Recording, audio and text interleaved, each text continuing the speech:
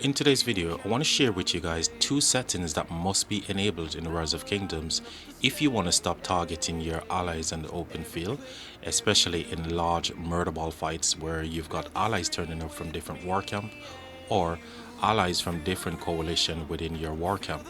So you definitely want to stick around to the end of this video to find out what these settings are, how they actually work independently, and more importantly, just to remember that none of these settings can work independently on their own. So I'm going to be walking you guys through all of that once we jump in game. But first, I want to take a moment to say thank you guys for all the support that you guys have been showing to the channel.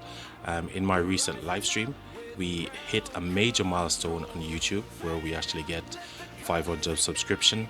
So big shout out and a big thanks to everyone. In no particular order, I just want to say thanks to TSN Lambo, Apocalypse Gaming, Skinsey, and I want to say big shout out to my moderators, especially to Charger and to Dark Princess. All of you guys, keep the love coming, and I love you guys and appreciate all the support. Without further ado, let's jump into game and I can show you exactly these two settings and what they actually do. Okay, so here we are in game right now, and I want to quickly just draw your attention to the bottom left corner of the screen right now. For the purposes of making this video, I went ahead and removed the quick command function. So if your UI currently looks like this, where you can only see the filter mode enabled, that means quick command isn't enabled. So let's go ahead and enable quick commands so you guys can see what that looks like. To do that, you need to head over to the top right corner and click into your profile page, and from there you want to go to settings.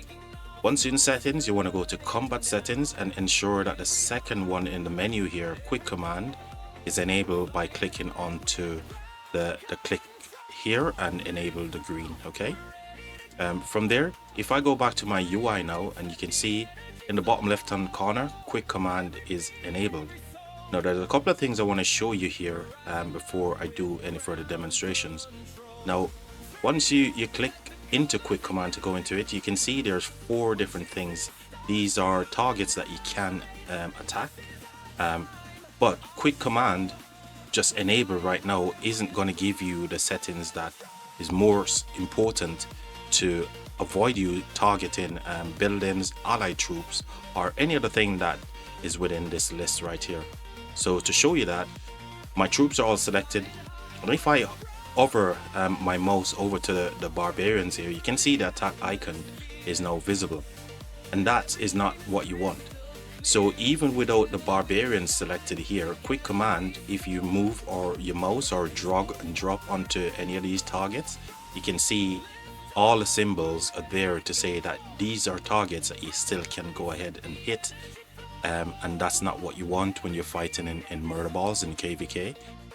Especially in the big fights that you can see, and these are the settings that the pilots use as well. So if you want to level up your game, you want to go to the next setting that I'm going to show you, and this next settings is, again, if you go to your profile, go into settings, and you want to go to combat settings right now and go to other.